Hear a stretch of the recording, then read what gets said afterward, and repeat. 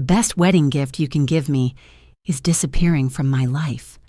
That's what my daughter whispered just loud enough for me to hear as she smiled for the cameras beside her future in-laws. I stood there, holding the bouquet I bought, wearing the dress she chose, in the villa I paid for, watching her erase me from her life in real time.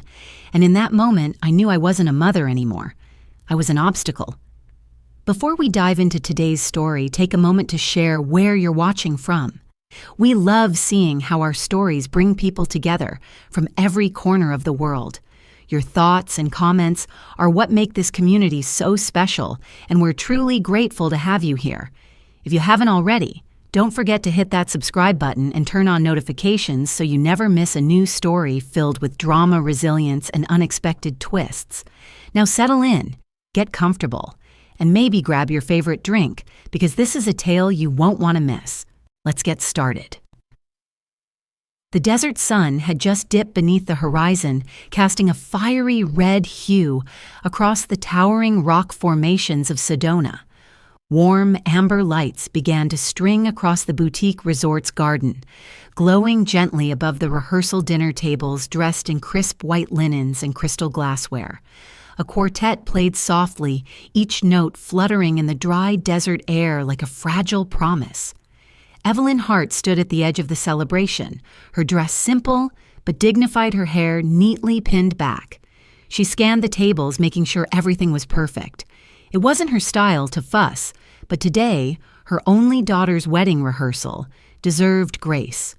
And grace, she had taught herself, sometimes meant enduring in silence. Near the center sat Ava, radiant in a designer dress, her attention split between guests and the looming pressure of appearances. She smiled when needed, nodded when appropriate, but her eyes flicked constantly toward the VIP table reserved for the Hastings, her future husband Noah's family. Next to her, Noah offered quiet reassurances, though his voice often vanished beneath the weight of his mother, Patricia's poised, clipped commentary. A wedding planner flitted by with an iPad in hand. Final review before tomorrow, she chirped, tapping the screen. And a reminder, the contract and deposits are all under Evelyn Hart. Her voice was polite, but loud enough to catch a few ears. Remaining balance confirmation will be sent to Ms. Hart's email tonight. Evelyn nodded, not surprised. She had signed the contract weeks ago, even if the celebration barely bore her fingerprint. Across the patio, Evelyn noticed her elderly mother seated near the string quartet. The music was swelling into a dramatic crescendo, a poor pairing for aging ears and a hearing aid. Evelyn moved quietly to Ava and placed a hand on her daughter's arm. "Sweetheart, Grandma's right by the speakers. Maybe we can move her a bit farther to that table under the olive tree." Ava's expression tightened instantly. "We've already finalized the seating chart," she said, voice clipped. "Everything is arranged for the photos. That'll ruin the symmetry." Evelyn blinked. "It's just a minor shift. I only meant from behind Ava." Patricia leaned in with a silky smile. "Evelyn, it's so endearing how you notice these little things. That teacher's instinct, I suppose. Always so attentive." There was a ripple in the air. Guests nearby fell quiet. A few heads turned. Evelyn heard the unspoken, "You don't belong here," and Ava heard it too. Evelyn tried again, gentler this time. "I only thought it might help Grandma feel more comfortable. That's all." Ava's jaw tensed. Her voice rose sharp and quivering with frustration. "Why do you always have to make everything about you?" Evelyn stood still. The desert air pressed heavy against her skin. "You're ruining the flow, the look. Do you even realize what people will think if everything looks off?" Ava's voice rose higher, cutting through the soft quartet melody. Noah tried to interject, "Ava." But she pushed past him, her eyes wild. Then it came, the detonation. "The best wedding gift you could give me is to disappear from my life." Ava snapped, her voice slicing through the evening like shattered glass. "You're the worst mother I've ever known." The music faltered, just a beat. A violinist hesitated, then resumed, unsure whether to stop or continue. Conversations died. Forks froze midair. Dozens of eyes turned, many too stunned to blink. Someone's phone was already up recording. Evelyn didn't flinch. She didn't cry. She didn't speak. Her breath caught in her chest, but she swallowed it down. Calmly, methodically, she turned away from her daughter and reached into her small clutch to retrieve her mother's hearing aid case. "I'll go check on Grandma," she said softly, almost to herself. The planner hovered nearby, paralyzed by the unfolding scene. Evelyn passed her, paused briefly, and spoke in a voice just above a whisper. "Thank you for your help this evening. I'll see myself out." She moved toward the garden's edge, her heels clicking lightly on the stone path. Each step away from the crowd was measured, steady, dignified. The desert wind tousled her hair as she disappeared down the side path toward the guest parking lot. Behind her, the lights sparkled on. The music returned to full volume. Conversations resumed, though this time laced with whispers. And at the center of it all, Ava stood with her fists clenched at her sides, chest rising and falling with shallow breaths, her face burning beneath the glow of string lights. Patricia offered her a wine glass. "You handled that well, dear," she said, masking triumph in faux sympathy. Evelyn's phone buzzed in her purse as she stepped outside the gates. A bank alert resort final payment scheduled for midnight. Evelyn Hart. She glanced at it, tucked it back in, and walked on. The path ahead curved past a row of desert roses. Their blossoms curled inward against the coming night. She paused only once beneath the resort's main archway to look back. Just for a moment. The lights, the laughter, the illusion it all belonged to someone else now. She turned keys in hand. In her mind, something had shifted. And in the silence of the car as the engine started, she didn't cry. She calculated. The door clicked shut behind her with a soft thud. Evelyn stood still for a moment, letting the silence settle around her. Gone were the glowing string lights, the rehearsed smiles, and the bitter sting of her daughter's words, echoing through the crowd. Now there was only the hum of the ceiling fan, the creak of wooden beams, and the faint scent of pine, still fresh in the Airbnb's polished floors. The space was small intentionally, so a single-floor unit just outside Sedona, minimalist to a fault. Pale wooden furniture, a cream-colored armchair tucked next to a round table, and a floor lamp casting a warm yellow hue onto the grain of the dining surface. Through the narrow window, the outline of the distant resort flickered faint dots of light buried beneath the vast silence of the desert night. Evelyn set her bag down with a quiet sigh and walked to the desk. Her laptop was exactly where she'd left it, still open, still humming. She sat, hesitated briefly, then clicked open her inbox. Notifications blinked to life. Subject lines jumped at her like tiny demands. Final payment reminder, Sedona Boutique Resort. Message from Ava rehearsal seating plan. Updated, and beneath them a long thread from the wedding planner, with attachments trailing back months. She began scrolling, organizing by sender, then by date. Her movements were slow but focused. There, one forwarded message from Ava, sent 2 weeks ago, subject line FYI for planner. Just forward to Mom. Evelyn clicked. The email opened to a forwarded thread between Ava and someone at a law firm. Attached was a file Ava had likely never intended her mother to read. Post-nup draft, a PDF. Evelyn paused, heart quickening, then double-clicked. The document blinked open. Legal formatting filled the screen clauses, terms, definitions. But what caught Evelyn's eye immediately was bolded text under Section 4. 1. In the event of separation or dispute, the Denver loft located at 2318 Blake Street shall be pledged as collateral toward the postmarital fund designated under the Hastings Family Foundation to ensure preservation of mutual public standing. Her breath caught. The Denver loft. That was her property. Not Ava's, not Noah's, not the Hastings. Evelyn reached for her canvas folder just beside the laptop. Inside, she'd neatly packed everything just in case. Deed records, tax filings, a copy of the original purchase under her LLC SunWest Education Trust.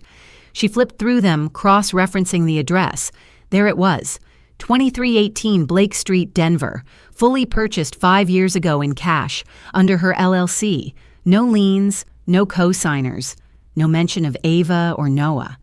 She leaned back slowly, a quiet ache creeping into her shoulders. The room was so still that even the whir of the AC felt deafening. In the corner, her small suitcase sat zipped, and beside it, the pale blue mother of the bride dress hung behind the bedroom door, quiet artifacts of a woman who had come to this weekend, hoping only to honor her daughter. Now she stared at documents that revealed her daughter had been willing to use her property, without her knowledge, as leverage for social clout. Her name on the wedding contracts, her money as the deposit, her property as the safety net. And yet she was the one who had been asked to disappear. Her phone buzzed on the table. A missed call from Ava. 3 unread messages. One from the planner.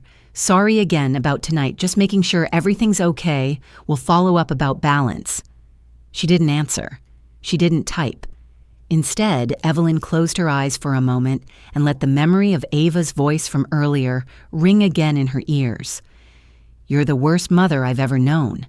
She didn't cry this time. Not now. Her eyes opened again, and this time there was something sharper behind them. Something quieter than anger. Something colder than sadness. They think I'm out of moves. Her fingers touched the edge of the PDF file again. But everything is still in my name. She began dragging files into folders, renaming documents, highlighting lines, screenshotting attachments. The glow of the desk lamp hit the legal papers just right, like a spotlight on a stage no one knew she was about to take. Her movements became deliberate, rhythmic, surgical. The PDF was downloaded, the deed scanned, the folder labeled Leverage, confirmed. Ava was nowhere in sight tonight, but her decisions were everywhere in the room. Evelyn didn't need to see her face to feel the betrayal breathing between the lines of every legal clause. This wasn't just about money. This was about identity, about power, about rewriting the silent role she'd played for decades. Outside the window, the desert was a black sea. But inside, under the amber lamp, Evelyn's thoughts burned white-hot. She stood across the room and opened her suitcase. From it, she pulled a binder, one of her own making. She slipped the Denver deed inside, then added the printed post-nup draft. Carefully, she folded the dress on the hook and laid it gently in the suitcase zipper, sliding shut with quiet finality. She wasn't sure she'd need that dress again. A faint notification blinked on her screen.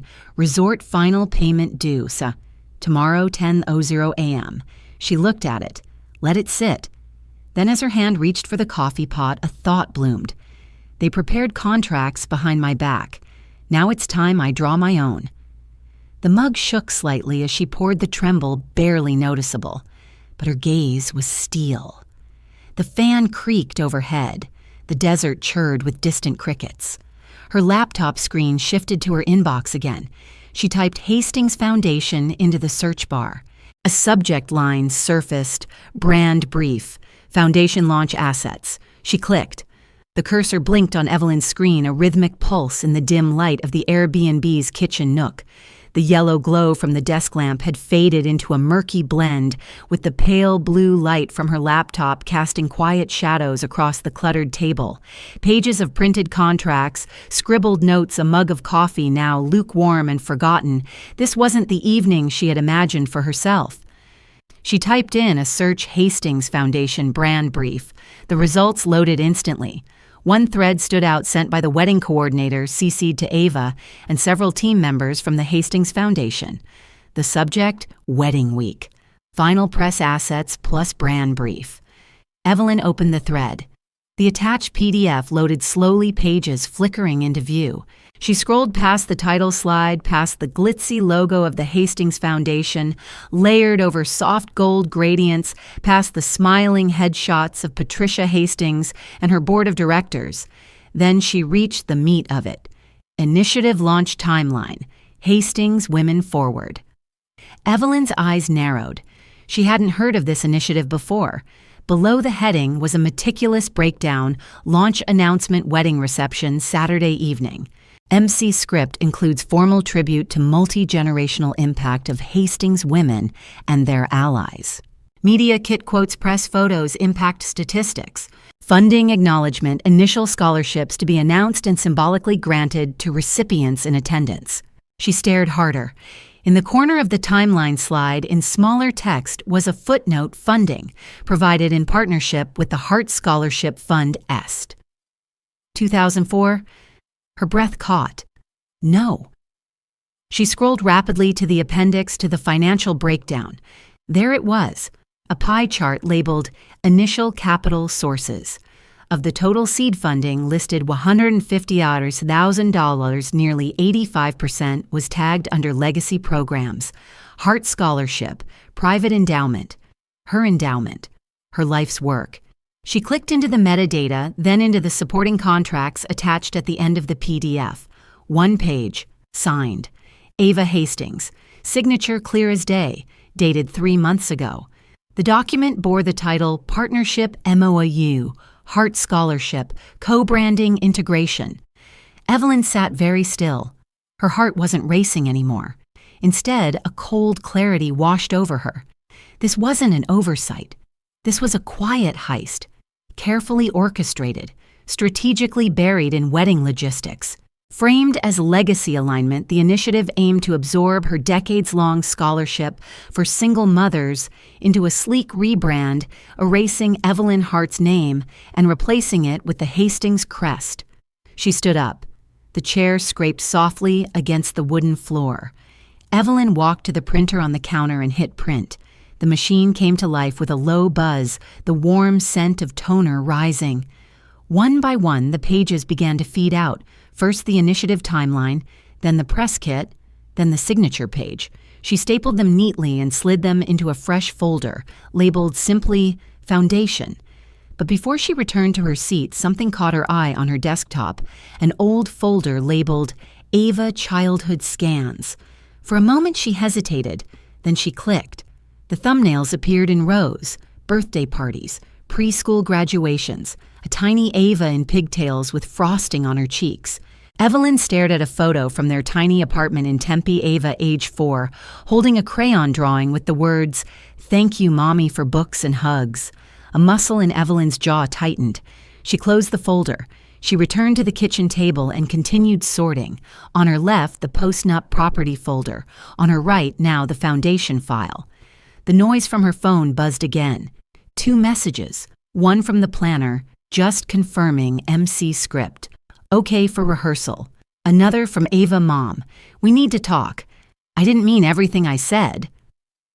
She turned the phone face down. She picked up the printed documents, added dividers, labeled them in bold ownership. Hart Fund unauthorized usage. Hastings rebrand MOU signature. Each piece of paper was a blade, each folder a shield. It wasn't just a daughter betraying her mother anymore. This was a family attempting to erase a woman's legacy, and she wasn't going to let them. Outside the window, the first hints of dawn pressed gently against the blinds. The desert had turned navy blue. Stillness wrapped around the house like a held breath. Evelyn clicked off the printer and placed the folder carefully beside her laptop. She opened her planner, drew a line under tomorrow's date, and wrote in all caps, Legal Activation, Step 1. She pushed her chair back, poured the last of the coffee into the sink, and rinsed the mug with shaking hands. The pain wasn't gone. It never would be.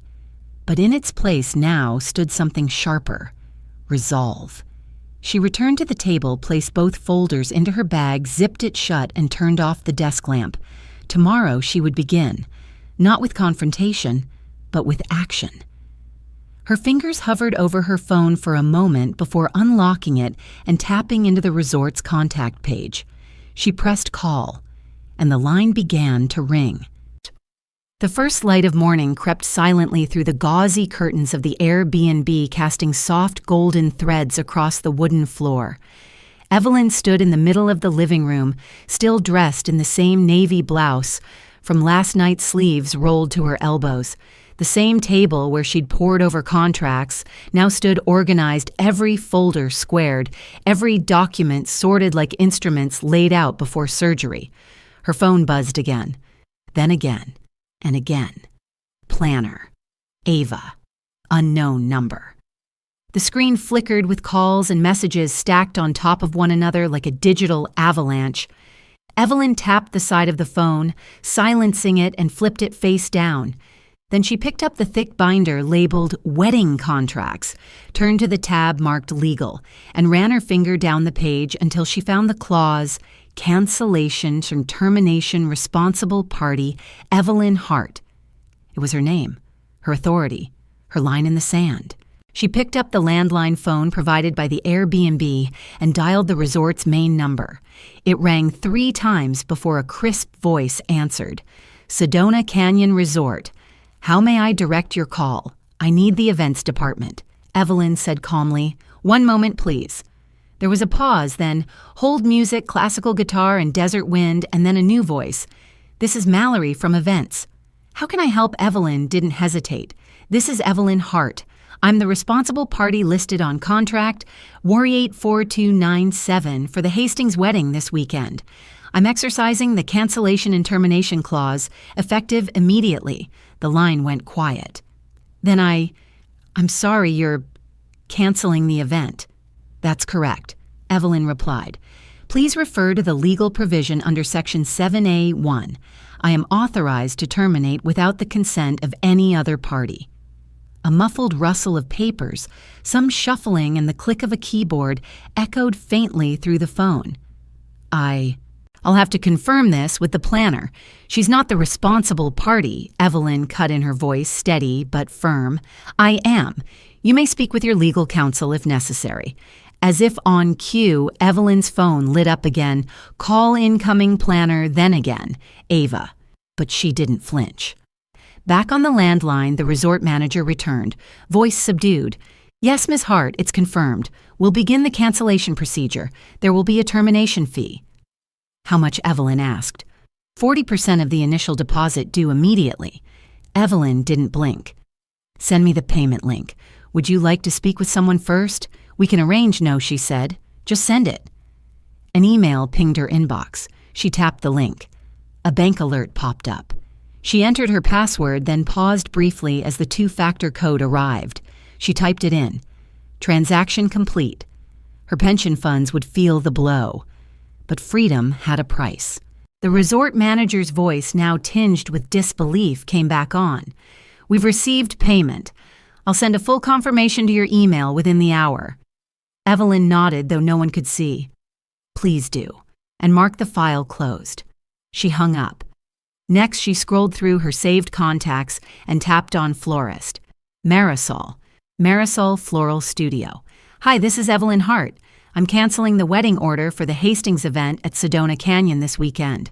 My order number is number 7814. Yes, Ms. Hart. Do you need to reschedule or no, cancel it? Please send an invoice for any non-refundable charges. There was a beat of silence. Of course.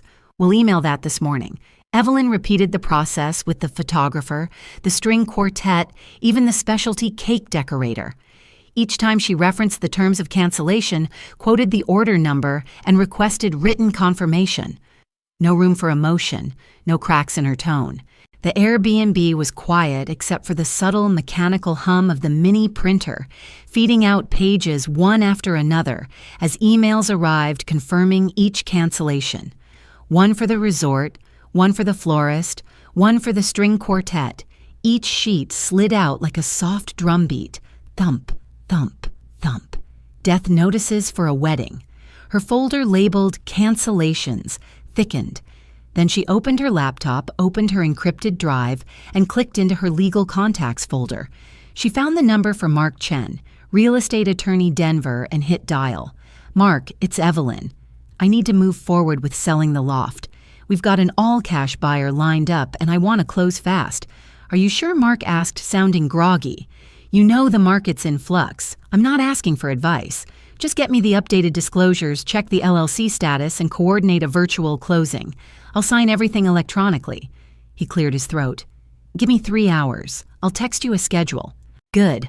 And Mark, loop in your tax guy. I don't want any loose ends. She hung up, then walked to the printer, collecting the growing stack of confirmations. Each page she placed into the folder was proof not of failure, but of freedom. Outside, the desert wind picked up scattering dust across the Airbnb's front porch. The sun was now fully risen, blazing through the gauze curtains in soft beams. Her phone vibrated again. The planner had sent another message. "Are you absolutely sure this isn't something we can walk back from?" Another buzz. They're all asking questions. Ava is in tears. Then one last text from the resort manager. Per protocol, we'll need to communicate directly with the named responsible party. Going forward, Evelyn Hart. Evelyn placed her phone down gently. She walked back to the table, laid out 3 folders: cancellations, post-nup property, and foundation. She zipped them into her briefcase. Then, with the grace of a woman who had spent decades building things brick by brick, alone quietly without applause, she walked to the door. She didn't slam it. She didn't hesitate.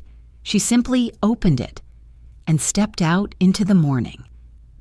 The sun blazed through the floor-to-ceiling windows of the Sedona Villa's kitchen, its sharp noon light spilling across the long wooden table, like a spotlight on a courtroom bench.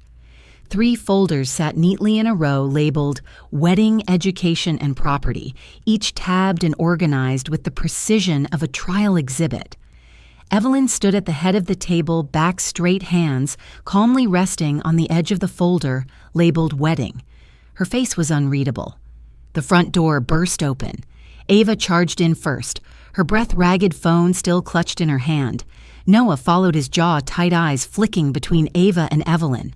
Patricia Hastings swept in behind them, her beige heels clicking sharply against the tile, her composure fraying with each step. "Mom, what the hell did you do?" Ava's voice cracked the silence. "The planner just called me in a panic. Everything's been canceled." Everything. Evelyn didn't raise her voice. She simply gestured to the chairs around the table. "Sit," she said. "We're going to go through a few things. Together." Noah glanced at Ava, who looked like she was ready to either scream or cry. Patricia remained standing, arms folded tightly, watching Evelyn with a hawk's eye. Evelyn opened the wedding folder. Inside were printed receipts, bank statements, and transfer confirmations, each neatly clipped and highlighted. She slid the top page across to Noah. "That's the deposit for the venue," she said. "Transferred from my retirement fund 14 months ago." Another page followed. Florist, photographer, string quartet, dress fittings, catering. Even the travel accommodations for out-of-town guests, all paid by me. Ava's mouth opened, but no sound came. Patricia leaned forward, scanning the figures. Her face hardened. "This can't be right. We were told the expenses were being split." "They weren't," Evelyn said evenly. "I paid for the wedding. Every last cent, over $75,000. Ava and I had an agreement. She promised she'd take care of the honeymoon and the registry. That was her version of contributing." Ava's voice broke through thin and defensive.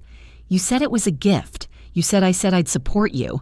I didn't say you could lie about it," Evelyn replied. She didn't blink. The folder closed with a soft thud.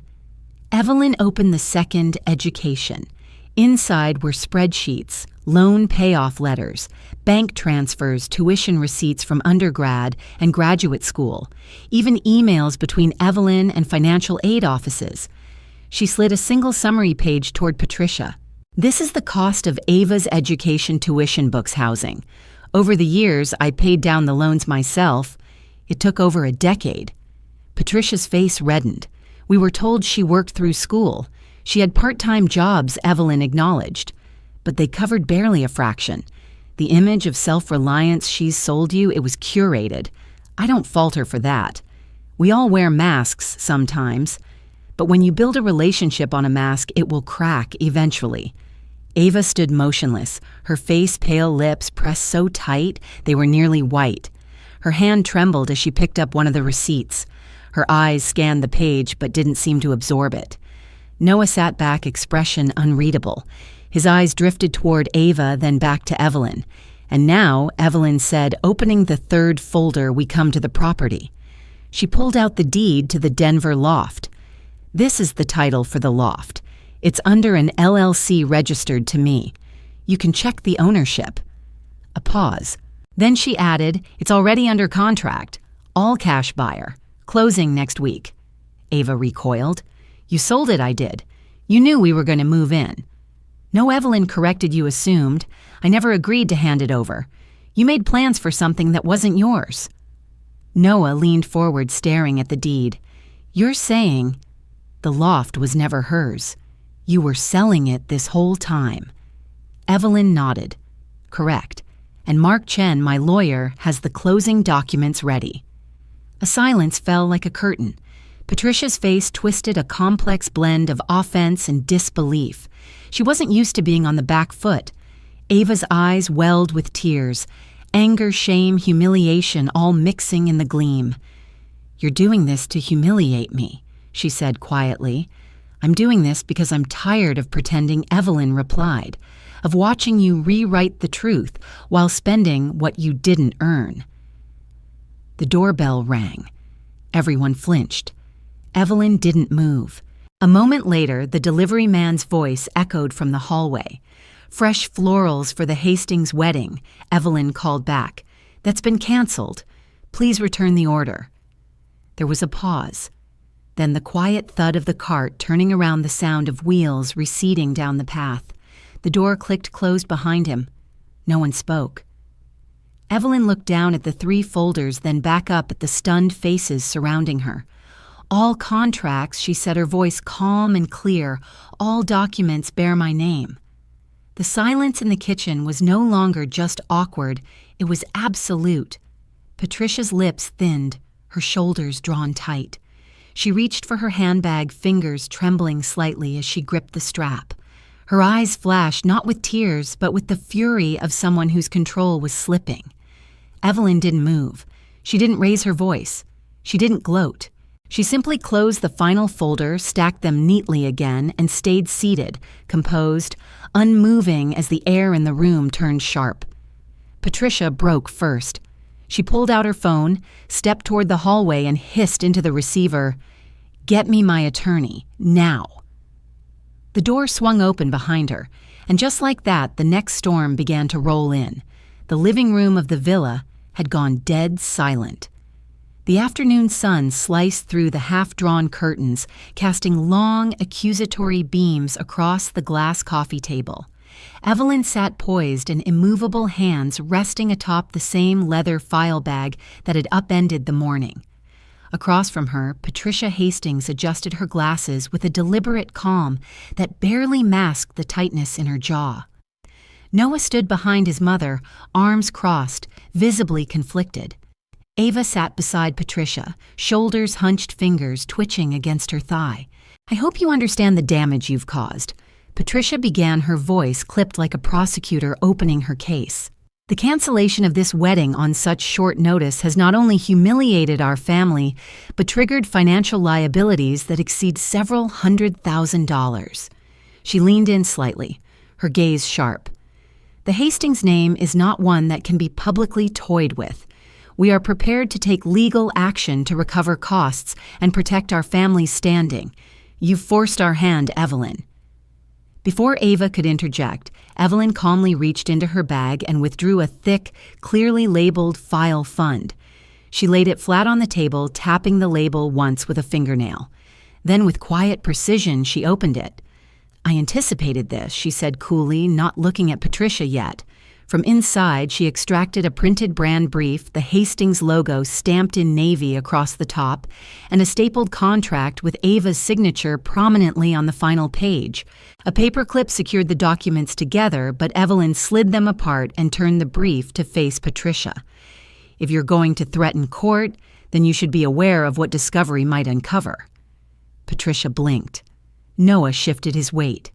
Ava's eyes darted from document to document, lips parting slightly. Evelyn leaned back and nodded toward the paper. "Read it." Aloud. Patricia, clearly not used to being given directives, hesitated, but the boldness of the challenge and the unmistakable documentation made defiance risky. She cleared her throat. "Hastings Women Forward Strategic Brand Alignment with Hart Scholarship Initiative." She read stiffly. "All press materials to include co-branding across digital and event assets. joint visibility during wedding weekend, funding presented as joint legacy. She trailed off. And the source of that funding, Evelyn prompted, gently sliding a highlighter-marked copy of the financial appendix closer, right there. Patricia didn't move. Noah stepped forward, eyes narrowed. Mom Ava cut in, voice shaking. It was just symbolic. A partnership. Everyone benefits. Hastings brings prestige. Hart provides funding. It was mutually strategic. That money, Evelyn said, tone low and unwavering, came from a fund I established 2 decades ago. One built on the back of teaching jobs, freelance editing, and a second mortgage. It was meant for education and community support. Not press kits. Not a photo op at your wedding. A flush crept up Patricia's neck. You're twisting this. It's standard. Strategic partnerships like this happen all the time with whose consent Evelyn cut in. Certainly not mine, and certainly not with the clarity required by law when donor intentions are repurposed for brand elevation. The silence that followed was suffocating. The hum of the air conditioner filled the room like white noise after a bombshell. Noah looked down at the papers. You knew, he asked Ava, his voice low. You signed off on this. I thought it would help everyone, Ava mumbled. The wedding was a perfect launch platform. We worked so hard. Noah's expression hardened. He turned back to his mother. And you didn't think I deserved to know what strings came with that launch. Patricia's voice cracked with authority. That's enough. Evelyn, if you want to throw threats around, fine. But don't act like this wasn't beneficial for you, too. Expose your partnerships. This is how things work at our level. Evelyn didn't flinch. She reached across and slowly tapped the contract again. This what you just read aloud isn't exposure. It's appropriation.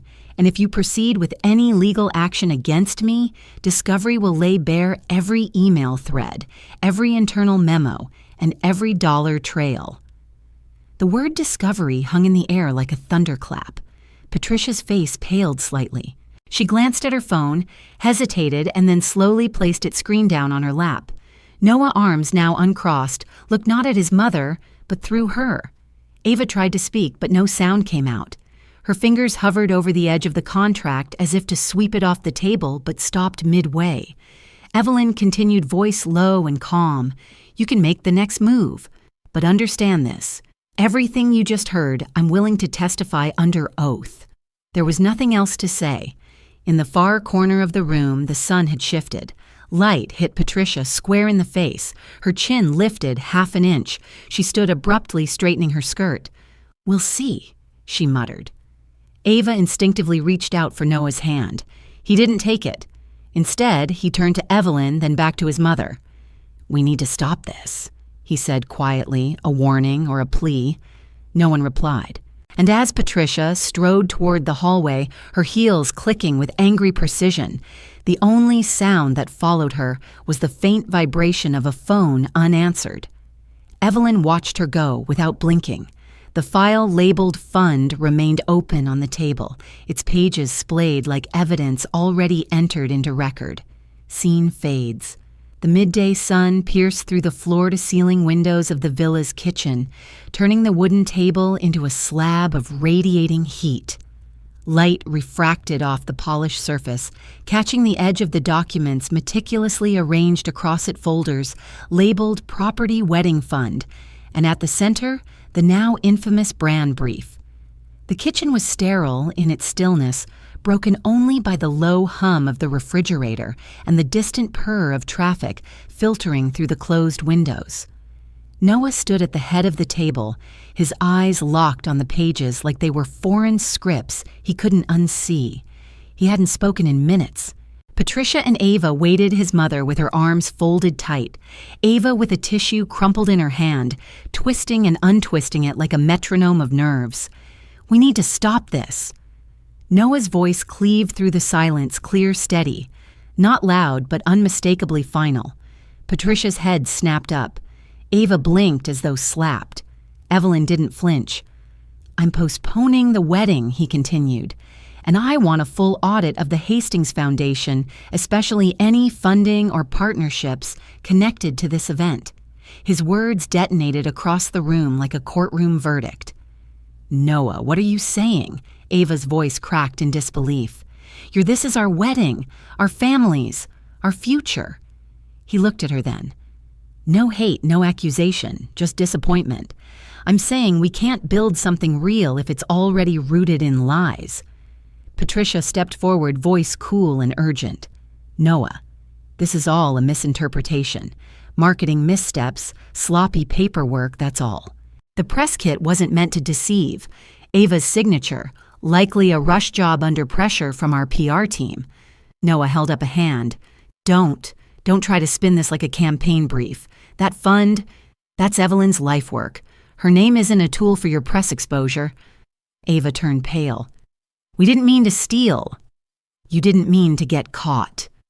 Evelyn said, her voice the softest in the room, but weighted like steel. She hadn't moved from her place. Her hand rested calmly atop the folder marked Fund. She didn't need to raise her voice. The documents had already spoken. Tears sprung into Ava's eyes, frustration and fear coiling into a silent scream behind her clenched jaw. "So that's it. You're choosing her over me. I'm choosing what's right," Noah said. "And if what's right reveals something worse under all this, then yes, I need to know." Patricia opened her mouth again, but words failed her. The tight line of her lips quivered before her chin lifted in restraint. For once, the sharpness of her tongue was blunted by the clarity of her son's resolve. Ava stepped back as if physically struck. Her hand went to her chest, fingers brushing against the wedding ring she still wore. The small diamond flickered in the sunlight, its shimmer fragile, unconvincing. She looked down at the brand brief as if willing it to justify her to explain everything in her place. But the pages remained cold, impassive, their inked signatures and yellow highlighter marks now damning evidence rather than mere formalities. "I'll arrange for a private auditor," Noah said, turning to his mother. "Not one of your people. Independent, transparent. We'll follow the money, every cent." "You're risking a lot," Patricia said through gritted teeth. "No," he replied, gaze unwavering. "We already lost something when we let manipulation pass for strategy." Ava's breath came shallow and fast. "You're ruining everything." "No," Noah repeated. "Everything was already broken. I'm trying to stop it from shattering completely." In the stillness that followed, Evelyn finally spoke again, her voice even. "It's a painful thing when truth becomes a wedge. But it's more painful when lies are allowed to build the foundation." Ava crumpled back into the chair behind her tissue, twisted beyond recognition in her palm. Her other hand rested on the edge of the brand brief, gripping it like a lifeline, though it no longer held any promises. Her chest heaved as the tears finally fell. Patricia stared at her son, unable to find footing. For the first time in years, perhaps she wasn't the one commanding the room. Noah gave a single solemn nod. "If the audit reveals nothing unethical, then we'll talk about what comes next. But until then, I won't move forward with any of this." He reached for the brand. Brief closed it gently and slid it aside. The sound it made, barely a whisper of paper on wood, felt like a curtain falling. The sunlight glinted off the Kep Goye, sticking out from the top sharp as a thorn. He turned toward the hallway. "Noah," Ava whispered, voice trembling. "Please." He paused, looked at her, then at Evelyn, then finally at his mother. The pause stretched pregnant with 1,000 conversations that would never be had. "I'll be in touch," he said, and walked out of the kitchen. Ava sank into the chair, hands trembling. She gripped the wedding ring again, but it no longer felt like a promise, only a weight. Patricia remained frozen, lips pressed, tight eyes, clouded not with rage, but something deeper, something brittle. The room was quiet again. Outside, a car passed and the refrigerator clicked once. The brand brief sat untouched. Evelyn, with grace like clockwork, began tucking her documents into her leather bag. There was no gloating in her movements, no triumph, just completion. She zipped the bag shut, stood, and without another word walked to the door. The sun struck the villa's marble floor as she stepped out. Behind her, the quiet villa felt like it was holding its breath. The audit had begun. By the following afternoon, the sun above Sedona was sharp as a blade, casting unforgiving light over the resort rooftops and white-stoned villas. The air was dry and brittle, and everything felt like it might shatter with the smallest nudge. At the Sedona resort, the aftermath of the canceled wedding unfolded like the slow unraveling of a torn veil. Bouquets once destined for centerpieces were returned to the florist, wilting in the heat. The concierge desk rang off the hook, guests canceling vendors, demanding clarity deliveries, returned unopened. In a changing room tucked behind the grand hall, Ava's wedding dress still hung alone and untouched, its white silk glaring under the lights like an accusation. At the villa, chaos of a different kind reigned. The kitchen was a mess of receipts, torn papers, and the aftermath of confrontation. Half-drunk flutes of champagne sat sweating on the wooden table next to a box of neglected floral arrangements. The once pristine counter was now an autopsy slab for what could have been. Ava sat slumped in a chair, face blotchy, hands trembling. She was a portrait of ruined mascara, streaked hair, undone, her breath hitching between sobs. Patricia perched by the window, arms crossed, jaw set in stone. Her face held no sympathy, only a steel-hard calculation. Noah lingered in the background, his silence loud, his presence dimmed like a faded figure in someone else's story. The front door opened. Evelyn stepped in, one small suitcase in hand. No entourage, no dramatics. Just quiet, resolved presence. Her posture was straight, her steps sure. She did not sit. "The wedding is over," she said, voice clear but quiet. "The Denver loft has been sold. I'm leaving." No one moved. The light caught the grain of the wooden table as if underlining her words. "I'm not here for revenge," she added. "This is the gift my daughter asked for me, gone from her life." Ava jolted upright as if struck. What her voice came cracked and shrill. "You told me that the best gift would be my disappearance," Evelyn said, looking her straight in the eye. "I'm simply honoring that request." No, I didn't mean." Ava stumbled forward, hands shaking. "You're twisting things. I was angry. I didn't mean this." Evelyn didn't flinch. "Intentions matter less than actions, Ava, and you've made yours clear." Ava collapsed onto the table, sobbing now, heaving, incoherent, her body curling in on itself. Patricia's expression didn't soften, but her composure faltered. Her eyes darted toward Evelyn as though seeking a loophole, but there was none. Evelyn didn't offer comfort or cruelty, just clarity. Noah stepped forward, lips parting, but he stopped. He saw it now. This was no longer about him. This was Evelyn's moment, and he knew better than to interfere. Evelyn placed a single item on the counter, a brass key with a Denver tag. "This belongs to no one now," she said simply. "Consider it my final return." Then she turned. As she rolled her small suitcase toward the door, she paused once at the concierge desk. The same man who'd watched the chaos unfold stood frozen behind the counter. "I'd like to leave something," she said, producing a cedarwood box from her bag. It was simple, elegant, and worn from time. "For my daughter," she added, "when she's calm enough to open it." He nodded silently, eyes darting between her and the names he'd surely memorized from the scandal.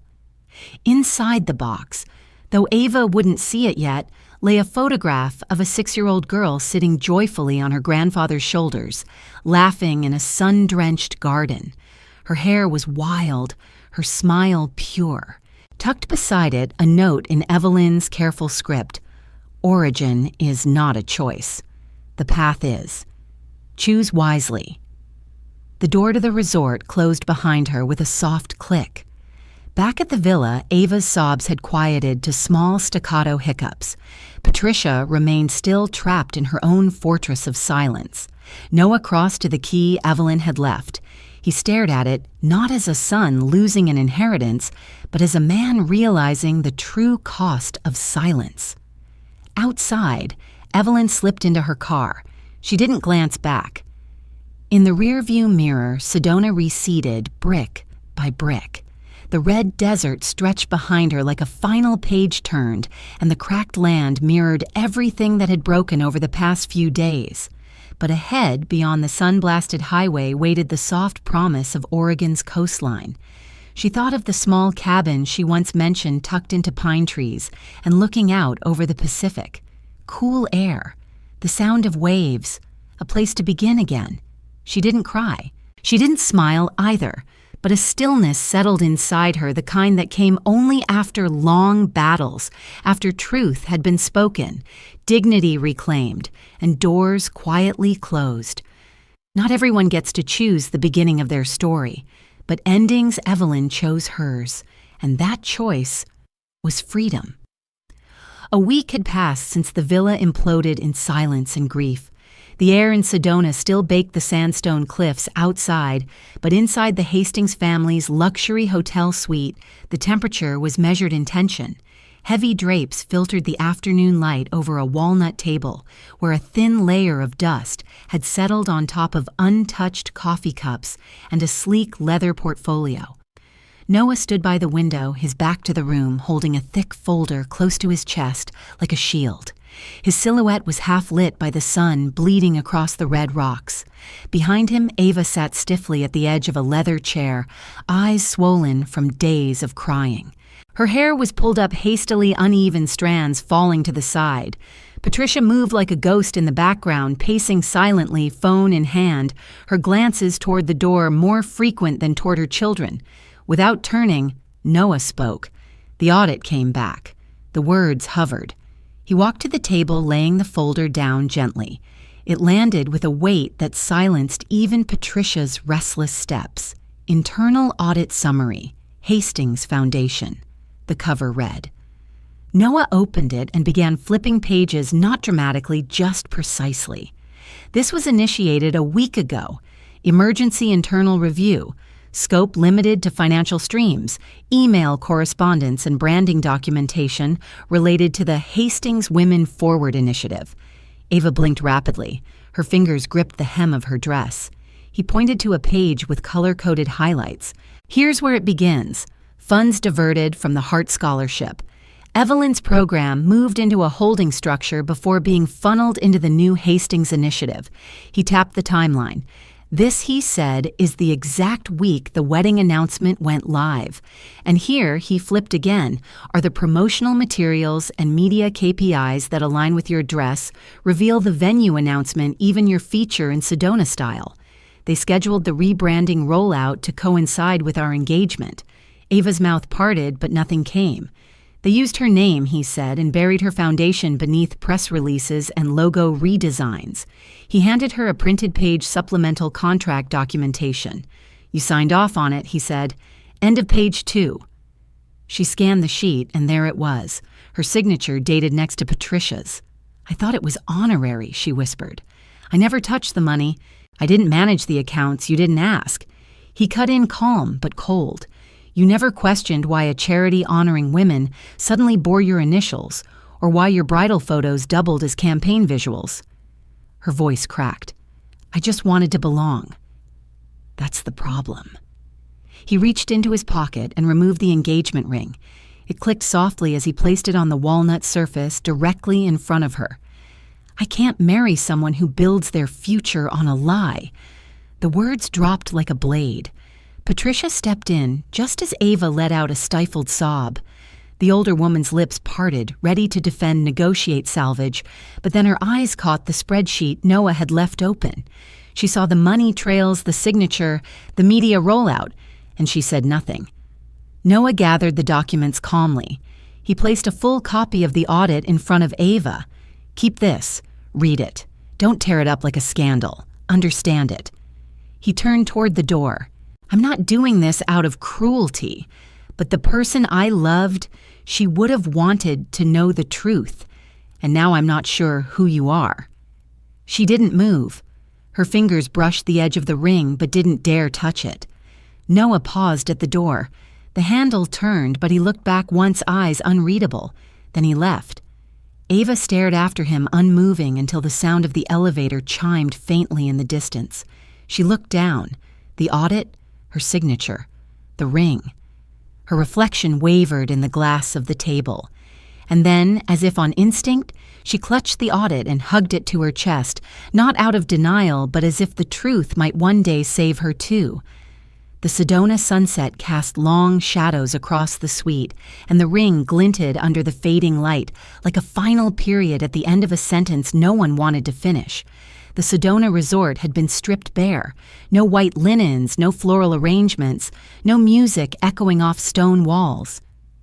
All that remained was the red earth beneath the Arizona sky, a harsh silence, filling the space where dreams once loudly collided.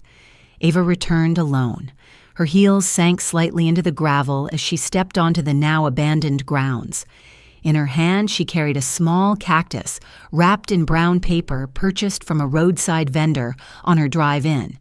It was barely the length of her forearm, its spiny green body reaching upward with a stubborn kind of defiance. She walked with slow, measured steps, crossing what used to be the courtyard where guests gathered, laughed, toasted. Her eyes, red and dry, scanned the space until she reached it, the exact spot where Evelyn had once stood, humiliated, discarded, like an afterthought, the place where everything had cracked. Ava knelt. She placed the cactus down right there on the raw stone floor and adjusted it until it stood steady. No plaque, no words, just a quiet offering, a symbolic act, unspoken repentance for the storm she'd helped create, a recognition perhaps of the mother she had failed to protect and the truth she'd refused to see. The wind swept across the open terrace, catching the hem of her skirt and lifting strands of her unkempt hair. Ava didn't move. She stood in silence, the desert sun casting long shadows behind her, as if to stretch her mistakes across the stones. No one was watching. That was the point. Far away, the Oregon coastline breathed in a different rhythm. Waves rolled in like ancient lullabies, breaking gently beneath a small wooden cabin perched above the rocks. The air was damp with salt and life, and the seagulls cawed above in wide, lazy circles. Evelyn sat on the porch, wrapped in a knitted cardigan, hands cupped around a steaming mug of tea. Her silver hair moved slightly with the breeze, and her eyes scanned the water like they'd done every morning since she'd left. Noah had offered to visit. She'd declined. The distance was her sanctuary now, something she had earned, not escaped to. The soft chime of her phone pulled her back. She reached for it, expecting a weather alert or maybe an automated newsletter. But the sender's name stilled her hand. Ava. Her thumb hovered, then tapped. The email was short. No greetings, no titles, no small talk. Mom, can you send me the donation link for your foundation? I want to start with something right. Just one small thing. Evelyn read the lines again. No demands, no excuses, no emotional bargaining. Just one sentence that finally said what all the noise never could. She didn't reply. Not yet. Instead, she pressed save and closed the screen. She set the phone down on the teak table beside her and turned back toward the sea. The waves continued their work carving and healing the shore at once. She took a long breath, the kind of breath that doesn't rush, the kind that fills the lungs and quiets the scars. The camera might have pulled back there from her porch to the surf if this were a film, but it wasn't. It was simply a life beginning again. Somewhere far below in the dry quiet of Sedona, sunlight spilled over Ava's shoulders as she stood beside the cactus. Her hands remained still by her sides, empty now of rings, of plans, of excuses. Just skin and air. The red rocks caught the last glow of the afternoon sun, casting amber light across the stones across her face. Meanwhile, at the edge of Evelyn's cabin deck, white foam kissed the jagged coastline as the sky opened wide above. Desert and sea, two places, two women, one healing, one beginning. A quiet montage could have played, then sand brushing over rock waves, slipping under wood, the cactus bending gently in the breeze, the tea cooling slowly in its cup. And beneath it, a single voice might have whispered, "Love isn't the absence of boundaries. Sometimes disappearing is the gift." And so, the story didn't end. It simply became quiet enough for something new to begin. Some stories don't end with fireworks or applause. Some end in silence, where the loudest moments are carried by wind, by memory, by the things left unsaid. Because sometimes it's not the confrontation that changes us, but the quiet after, the weight of truth, the shape of an empty chair, the stillness when we realize the cost of pretending, or the freedom of finally letting go. There are times when love, no matter how deep, must be measured not by what we're willing to endure, but by what we're brave enough to walk away from. To draw a line not out of cruelty, but out of clarity, not to punish, but to preserve the dignity we fought so long to reclaim. Boundaries are not walls. They are bridges to self-respect. They are the gentle voice that says, "This far, no further," even when it breaks your own heart to say it. And in that space between holding on and setting free, we sometimes rediscover the person we were before the world asked us to shrink. Forgiveness doesn't always come with reunions. Healing doesn't always arrive with closure. But if we're lucky, it begins in the smallest of gestures. In a step back, a pause, a choice to live more truthfully from this day forward. And maybe, just maybe that's enough. If this story moved you in any way, we'd love to hear your thoughts in the comments below. Your reflections help this community grow deeper, stronger, and more connected. Don't forget to subscribe and turn on notifications so you never miss a story that might just stay with you long after the screen fades to black. Thank you for watching truly. We'll see you in the next story.